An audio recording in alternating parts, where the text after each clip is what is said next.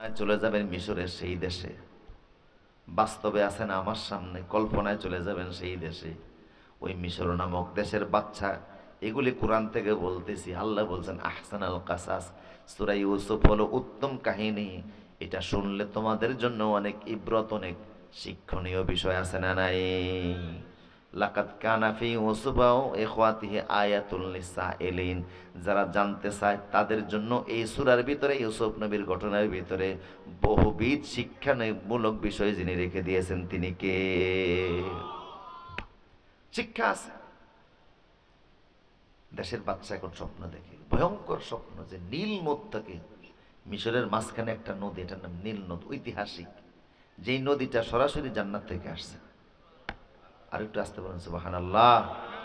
এই নীল নদ থেকে মোটা মোটা 7টা গাভী উঠতেছে, বাচ্চা দেখতেছে। গাভী ছিলেন তো আপনারা? গরু।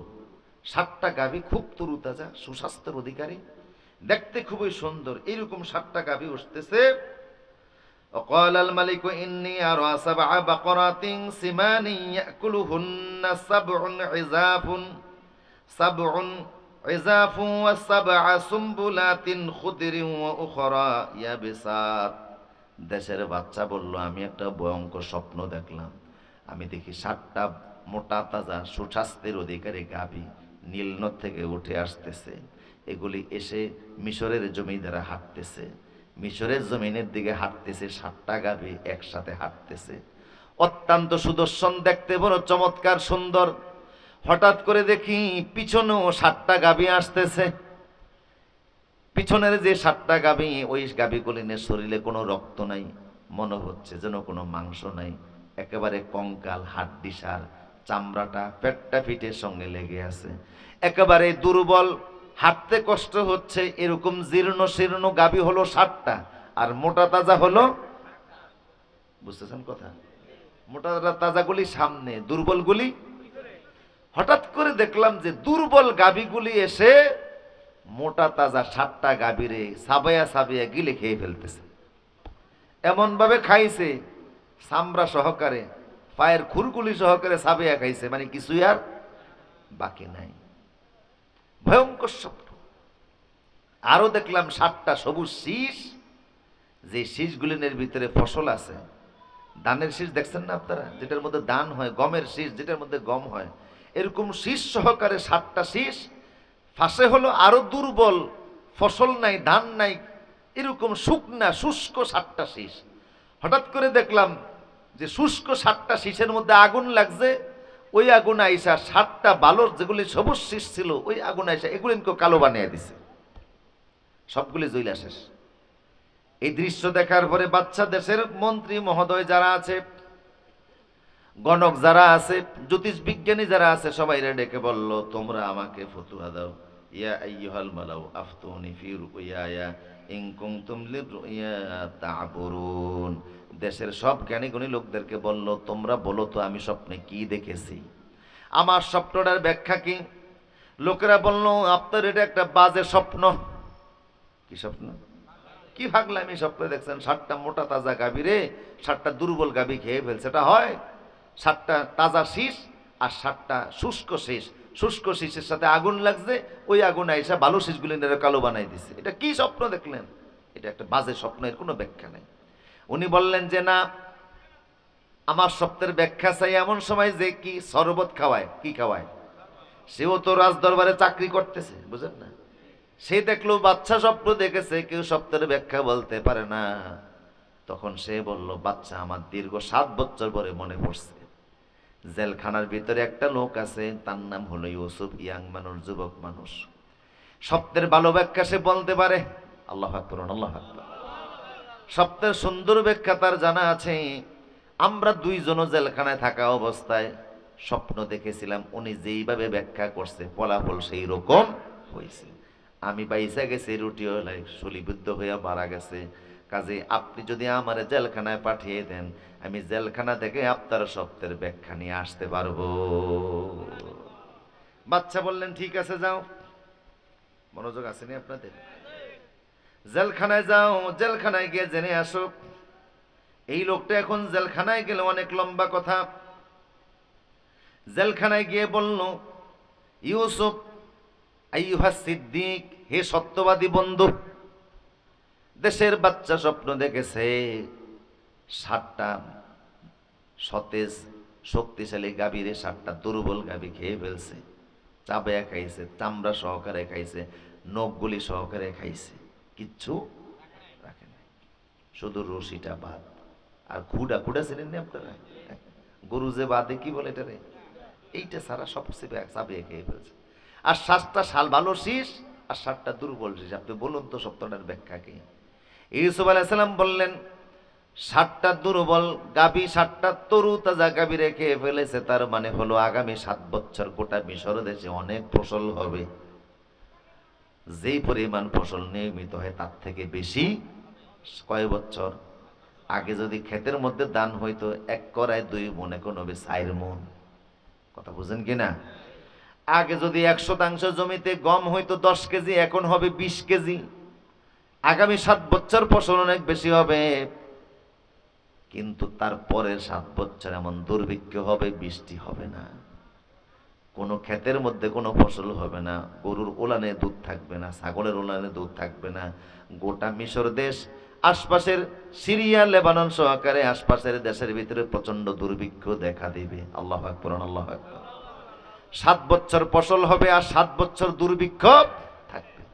এর পরের বছর 15তম বছরে আল্লাহ এমন বৃষ্টি দিবে, জমিনে সব দুর্ভিক্ষ দূর করে 7 বছরের কাজা কাফার আল্লাহ 1 বছরে জমিনে ফসল দেয়া দিবে।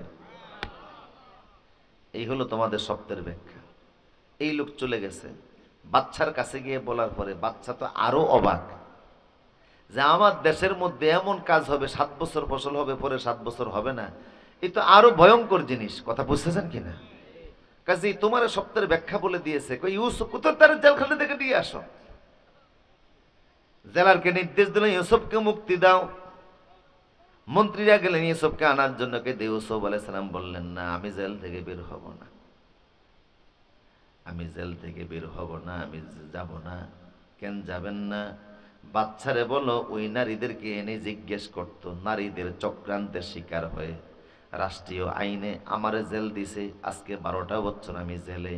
রাষ্ট্রীয়ভাবে প্রমাণ করতে হবে আমি দোষী না নির্দোষ। যদি আমি দোষী হই আমি জেলেই থাকবো, আর যদি নির্দোষ হই তাইলে প্রমাণ করা লাগবে কেন আমারে জেলে রাইখা কষ্ট দিছে। কথা বলো ঠিক কিনা? যাও জিজ্ঞেস করো, বাচ্চারে জিজ্ঞেস করো। গল্প বলতেছি না কোরআন থেকে? আল্লাহর কোরআনের কথা সত্য না মিথ্যা? 5000 বছর আগের কথা যে আল্লাহ আমাদেরকে 5000 বছর পরে শুনাইতেছেন, খামাকাই শুনাইতেছেন না? শিক্ষা আছে। আমার প্রিয় সুধী, দেশের বাচ্চা তখন আজদে মিসের আর ওই অর্থমন্ত্রী কিতফিরকে ডাকলো, তার স্ত্রী জোলাইখারেও ডাকলো, 40 জন মহিলা যারা আঙ্গুল কাটছিল, কথা কোন নাকা, হাত কাটা মহিলাদেরকেও ডাকছে। কি কাটা? যে ওই সময় যারা সুযোগ সুবিধা পাইছো, টাকা পয়সা খাইছো, আরামা এসেছিলা, ষড়চক্রান্ত করছো ইউসুফের বিরুদ্ধে, এরা কারা? আসো, দিন সবসময় একরকম যায় না। কথা বলেন ঠিক কিনা? এক সময় যে আদালতে নিরপরাধ আলেমদের বিরুদ্ধে রায় হয়েছে, সেই আদালতেই আবার রায় দানকারীর ব্যক্তির রায় হইতে আছে। আল্লাহ আছে না? এখন বাচ্চা বলতেছে যে আসো, বলো তোমরা তোমাদের কথা বলো। এখন 40 জন, জুলেখা সহ কতজন? 40 জন। এখন কয় বাচ্চা আমাদের কোনো দোষ নেই, সব দোষ জুলেখা।